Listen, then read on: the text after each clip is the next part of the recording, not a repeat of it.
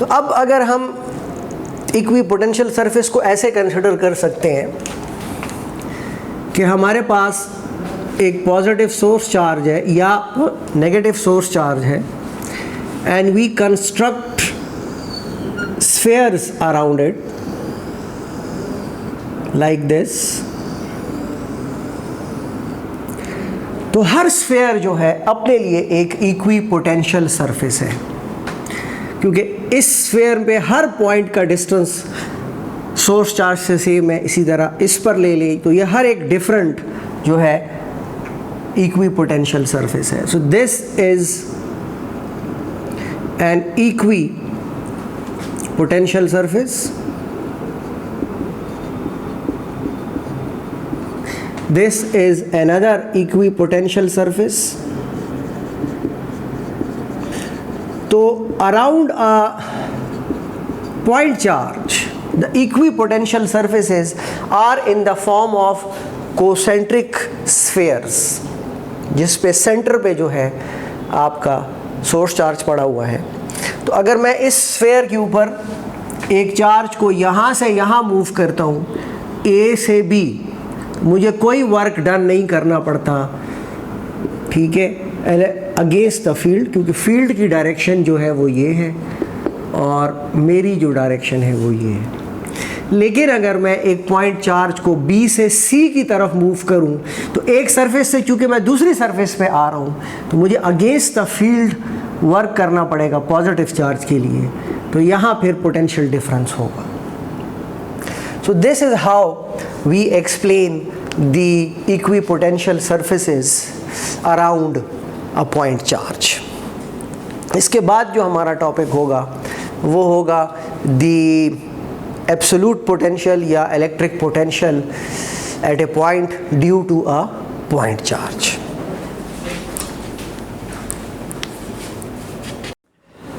हमारा next topic है electric potential energy and electric potential due to a point charge.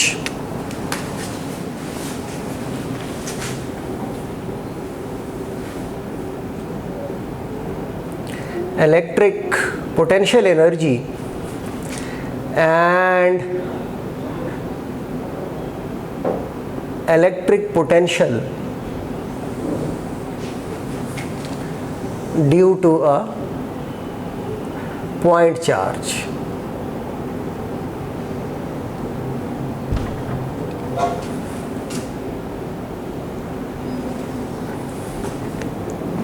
इस तरह का एक टॉपिक हमने फर्स्ट ईयर में किया था, gravitational potential and gravitational potential energy.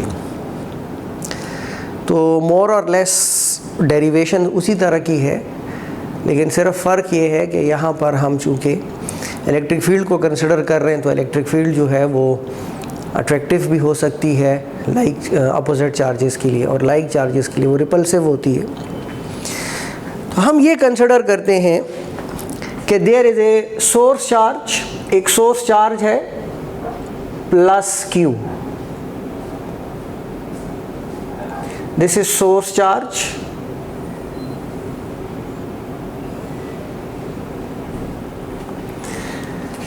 और एक टेस्ट चार्ज है वो भी पॉजिटिव है Q0, वो इससे काफ़ी डिस्टेंस पे पड़ा हुआ है।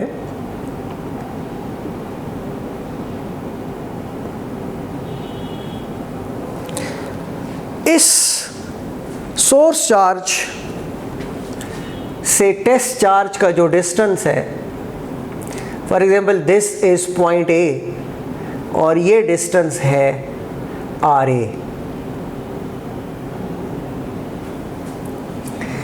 इस सोर्स चार्ज को इस पॉइंट A से उठाकर मैं यहाँ लेकर आता हूँ इस पॉइंट पर, विच इज़ पॉइंट B, और इस पॉइंट B का जो डिस्टेंस है सोर्स चार्ज से वो है RB। ऑब्वियसली जब मैं इसको A से B तक उठा के लेके जाता हूँ against the direction of the field, तो मुझे इस पे वर्क करना पड़ेगा और वो वर्क डन इसमें स्टोर हो जाएगा as electric potential energy. So when I move a test charge from point A towards point B against the direction of the field,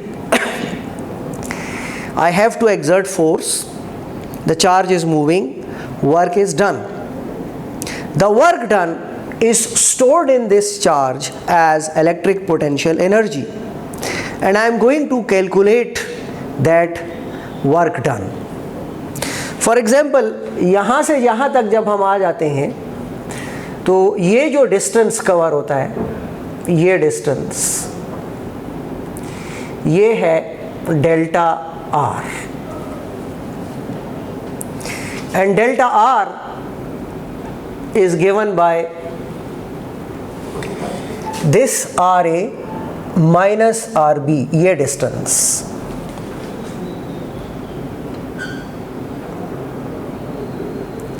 अब बात ये है कि डिस्टेंस तो चलो RA माइनस RB हम ले लेते हैं, लेकिन जब हम वर्क डन कैलकुलेट करते हैं in moving the charge from A to B,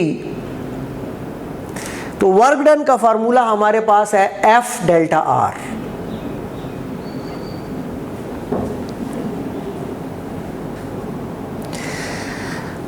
अब F क्या चीज है? F is the force and it is given by Q naught into E. Obviously यहाँ cos थीटा भी मुझे लिखना पड़ेगा, और theta in this case is 180 degrees, क्योंकि against the direction of the field है. फील्ड की डायरेक्शन इस तरफ है, हम अपोजिट जा रहे हैं, तो जो फोर्स हम लगा रहे हैं और जो अगर हम work done against the field calculate करें तो इलेक्ट्रिक फील्ड का एंगल इसके साथ 180 डिग्रीज है, और cos 180 माइनस 1 होता है, तो इसलिए ये होगा माइनस F डेल्टा आर. अब F जो है बजाते खुद it is Q naught E, and E is given by K Q by R square. इसके साथ एक नेगेटिव का साइन भी होगा क्योंकि ये अपोजिट डायरेक्शन में है. तो हम इस तरह लिख सकते हैं कि the work done between A and B is equal to K Q naught divided by R square delta R. अब बात यह है कि जब हम एक पॉइंट चार्ज को पॉइंट A से पॉइंट B की तरफ मूव करते हैं, तो पहली बात, the force exerted by charge Q on Q naught, repulsive force, it does not remain constant, it is increasing with distance. जैसे जैसे डिस्टेंस कम हो रहा है ये रिपल्शन ज़्यादा हो रही है, तो ये तो फिर work done by a constant force नहीं हो गया, this is work done by a variable force है.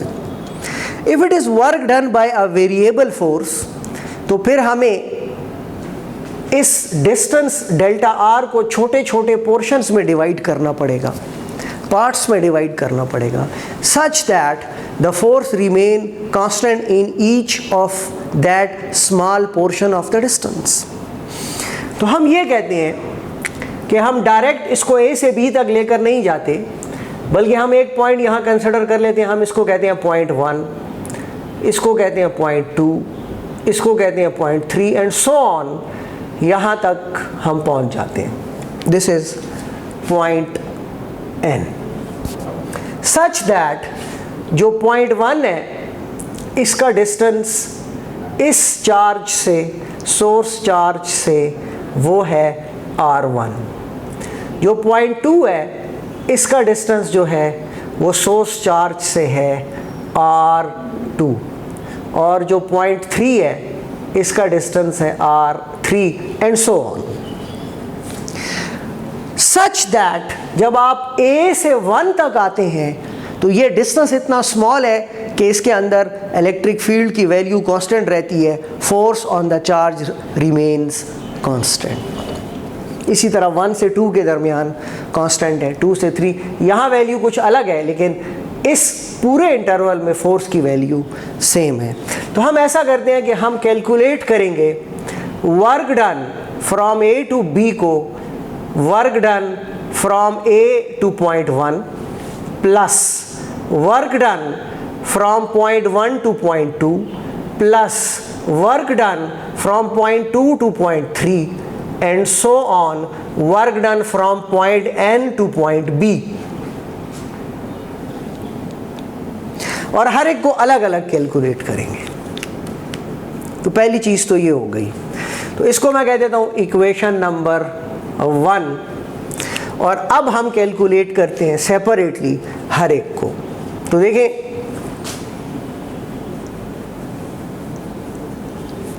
अब एक ये इक्वेशन हो गई, एक इक्वेशन ये है कि डेल्टा आर किसके बराबर है, डेल्टा, अच्छा हर केस में डेल्टा आर चूंकि डिफरेंट होगा तो हम उसको डिफरेंटली कैलकुलेट कर लेंगे। तो देखें जी, work done from point A to point 1 is given by K Q naught divided by r average square. हम एवरेज डिस्टेंस अब लेते हैं between point A and point 1 multiplied by delta r.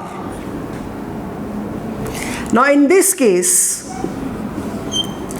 delta r, ये जो distance है, अब ये delta R है a से लेके 1 तक, ये किसके बराबर है, आर ए माइनस आर 1। इस डिस्टेंस में से इसको निकाल दें तो ये वाला डिस्टेंस मिल जाता है। So where delta r is equal to r A minus r 1, पहली चीज तो ये हो गई। एंड आर एवरेज, क्योंकि फोर्स को मैं कांस्टेंट ले रहा हूं तो एवरेज डिस्टेंस कंसिडर करता हूं। आर एवरेज मेरे पास है R1 plus r A divided by 2। तो इसको मैं ले सकता हूं r a plus R1 divided by 2। So what will be our average square? Our average square will be RA plus R1 divided by 2 whole square. Now from equation number 3 RA की value निकाल लें।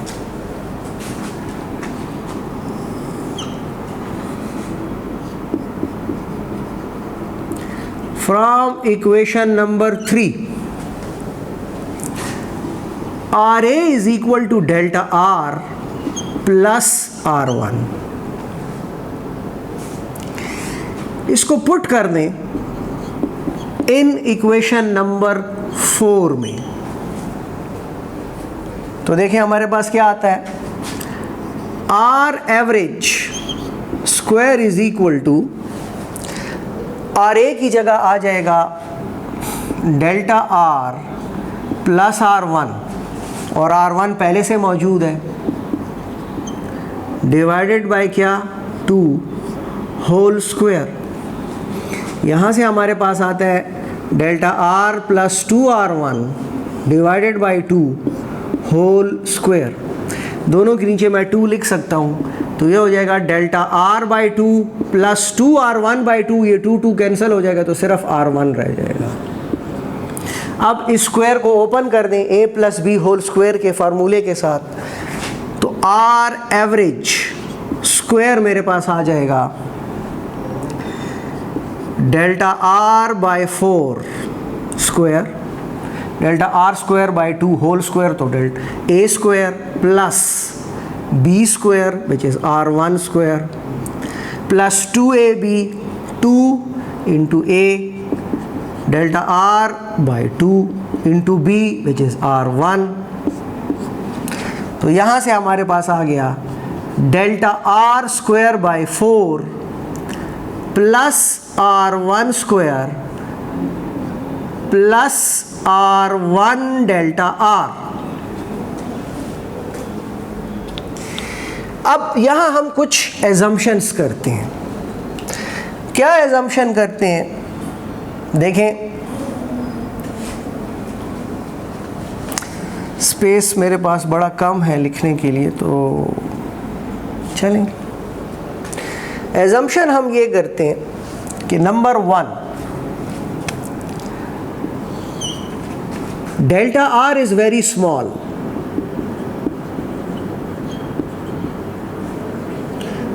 तो delta r square is very very small, ये बहुत कम value है। 0.1 का square 0.01 होता है, therefore we can ignore it. हम ये कह सकते हैं कि delta r square approaches to zero, हम इसको इग्नोर कर सकते हैं, तो इसलिए ये वैल्यू तो ख़त्म हो गई। डेल्टा आर की जगह मैं लिख सकता हूँ आर ए माइनस आर वन इधर, तो देखें आर एवरेज स्क्वायर मेरे पास आ जाएगा r one square plus r one, और डेल्टा आर की जगह आ जाएगा आर ए माइनस आर वन। अब इस ब्रैकेट को जब हम ओपन करते हैं तो ये आ जाता है r one square plus r one r ए माइनस आर वन स्क्वायर, ये r one into this, r one square plus और माइनस कैंसिल हो गए, तो आर एवरेज स्क्वायर मेरे पास आता है आर वन आर ए। तो इस जगह पर मैं लिख सकता हूं आर वन आर ए। तो देखिए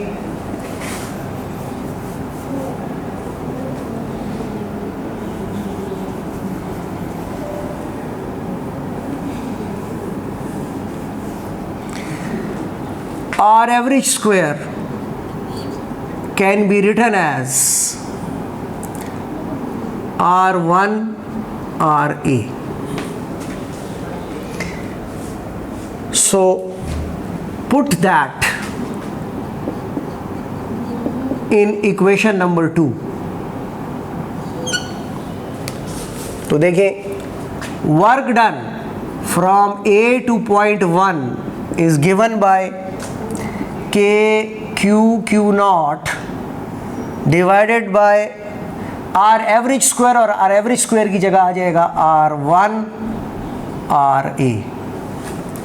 डेल्टा आर इसकी जगह आ जाएगा आर वन माइनस आर ए माइनस आर वन। तो यहाँ से हमारे पास आ जाएगा K Q naught r A minus r one divided by r one r A. K Q not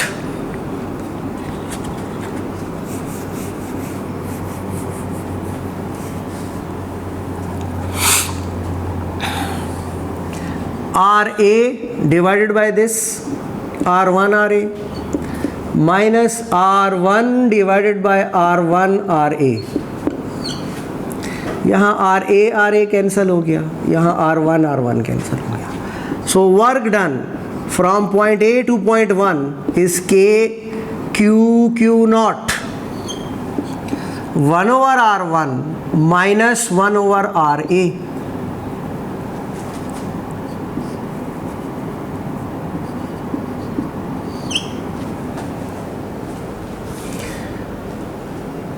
इसको मैं कह सकता हूँ equation number 4। Similarly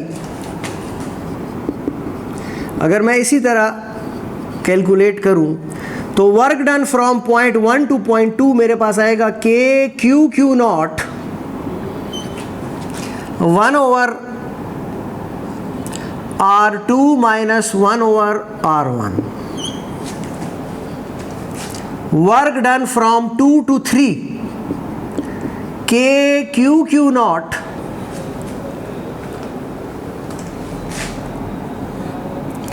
one over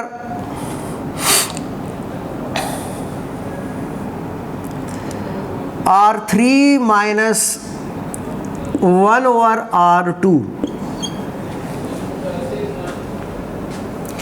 and similarly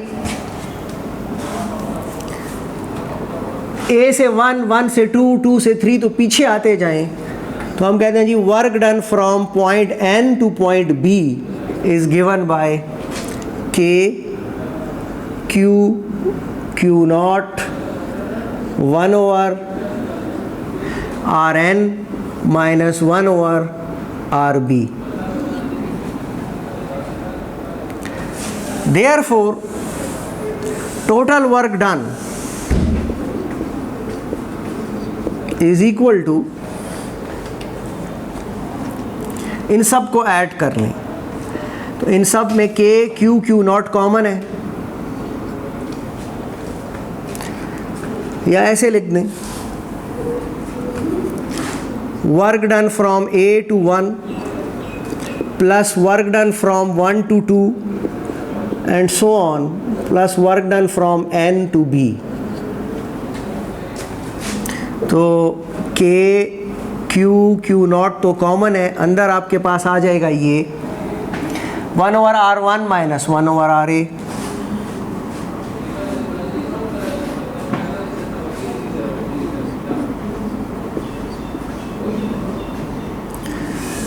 plus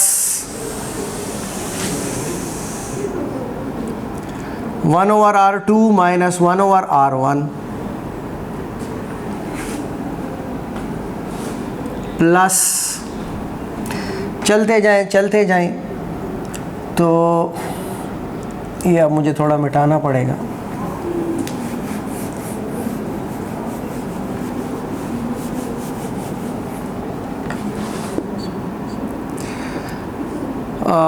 one over R3 minus 1 over R2 and so on 1 over RB minus 1 over Rn.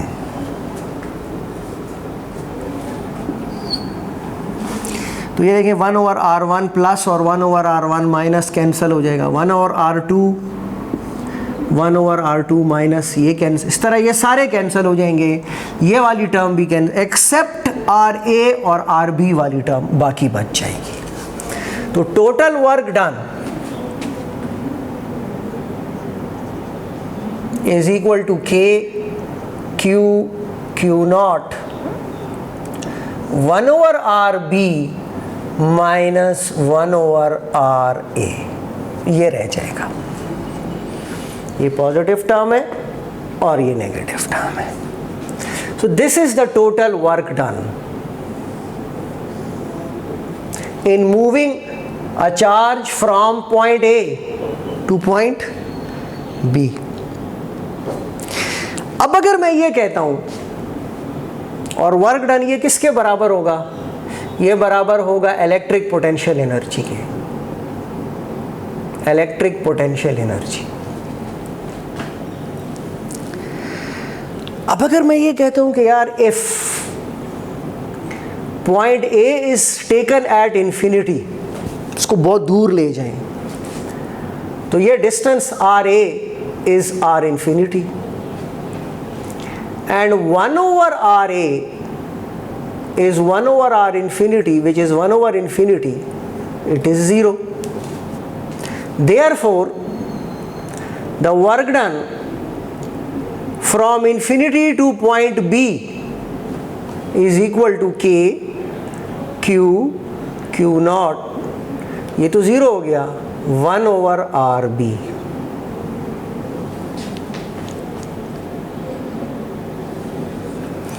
And I can write it as K Q naught divided by RB.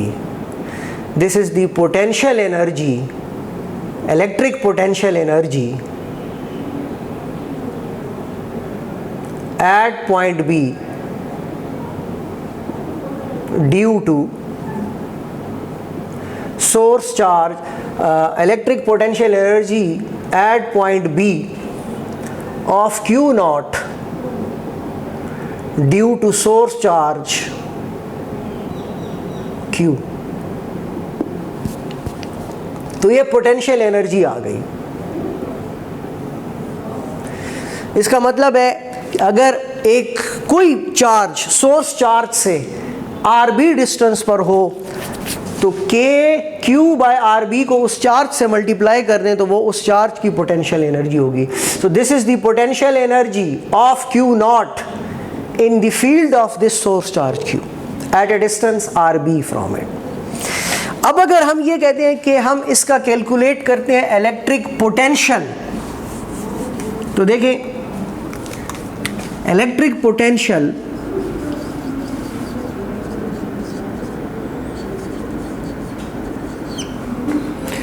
वो होगा at point B is work done divided by total charge per unit positive charge.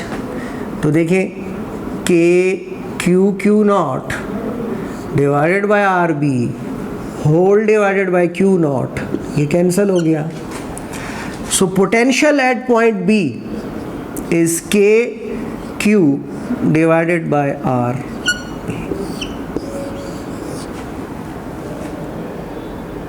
इसका मतलब है potential varies as 1/r, potential varies as 1/r। Generally मैं इसको ऐसे लिख सकता हूं, potential at a distance r from a source charge q is k q by r, और इसको हम एब्सोल्यूट पोटेंशियल भी कहते हैं।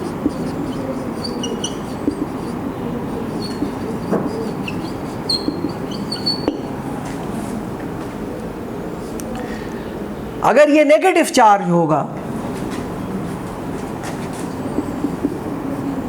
फॉर नेगेटिव चार्ज,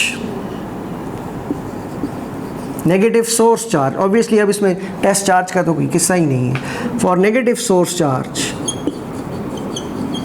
तो हम ऐसे लिखेंगे, potential at a distance r from negative source charge is minus k q by are. ये पॉजिटिव चार्ज था तो इसका के क्यू बाय आर है, ये नेगेटिव चार्ज होता तो minus k q by are. तो यहां से हमने दो इंपॉर्टेंट चीजें डिराइव की हैं। एक, पोटेंशियल एनर्जी किसी भी चार्ज की, किसी सोर्स चार्ज की वजह से क्या होती है, होती है के q by distance times that charge. Potential of a charge, ठीक है, at a distance r due to that charge is k q divided by r। तो इम्पॉर्टेंट जो दो चीज़ें हमने डिस्कस की, डिराइव की, वो क्या क्या आ गई हमारे पास, देखें जी। अब हम इसको जर्नलाइज कर देते हैं।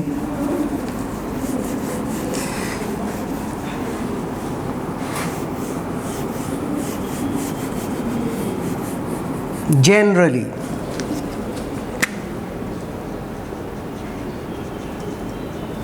अगर हम ये कहते हैं कि ये एक पॉजिटिव चार्ज है और इसका मैग्नीट्यूड है q, इससे इतने डिस्टेंस r पे एक टेस्ट चार्ज पड़ा हुआ है प्लस क्यू नॉट, तो इसकी पोटेंशियल एनर्जी कितनी होगी, इसकी पोटेंशियल एनर्जी होगी के Q not bye r.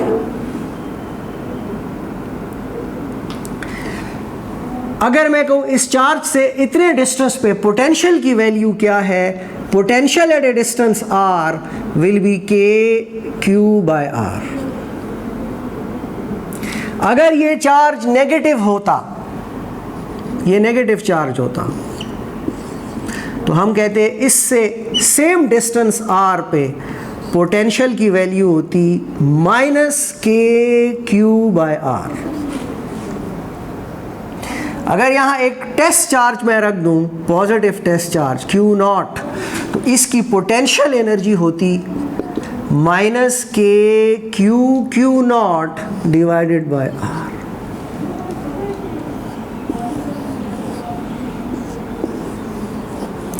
So this is how we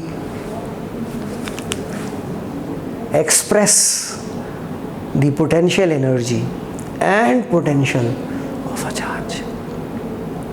तो अब जैसे अभी आपको मैंने लेक्चर में ये बताया कि इलेक्ट्रिक फील्ड जब कैलकुलेट करते हैं तो उसके एक्सप्रेशन में हम चार्ज का साइन नहीं लगाते, लेकिन जब हम पोटेंशियल कैलकुलेट करते हैं उस एक्सप्रेशन में हम चार्ज का साइन लगाते हैं। जैसे फॉर एग्जांपल ये एक चार्ज है Q1, ये पॉजिटिव चार्ज है, और ये एक चार्ज है Q2 मगर ये नेगेटिव चार्ज है। और बिल्कुल इनके दरमियान में इस पॉइंट पर मैं आपको कहता हूँ कि मुझे ये बताएं कि पोटेंशियल कितना है, टोटल पोटेंशियल। ये डिस्टेंस जो है ये भी R है और ये डिस्टेंस जो है ये भी R है। तो पोटेंशियल ड्यू टू Q1 वो होगा KQ1/R। Potential due to Q2 वो होगा -KQ2/R।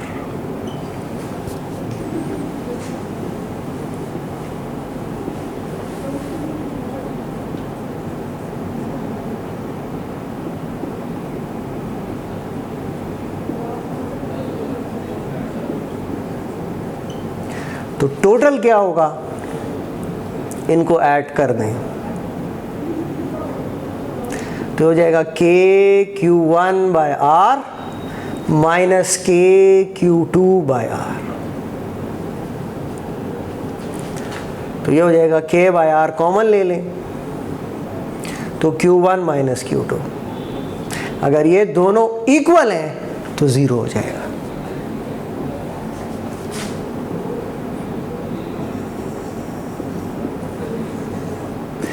If Q1 is equal to Q2 तो total potential will be 0।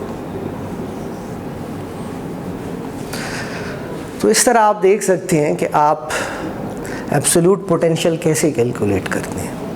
ठीक है, तो आज हमने इस चीज़ को डिस्कस किया कि इलेक्ट्रिक पोटेंशियल क्या होता है और इलेक्ट्रिक पोटेंशियल एनर्जी क्या होती है। नेक्स्ट लेक्चर में इंशाल्लाह हम डिस्कस करेंगे कैपेसिटर्स को। Thank you very much.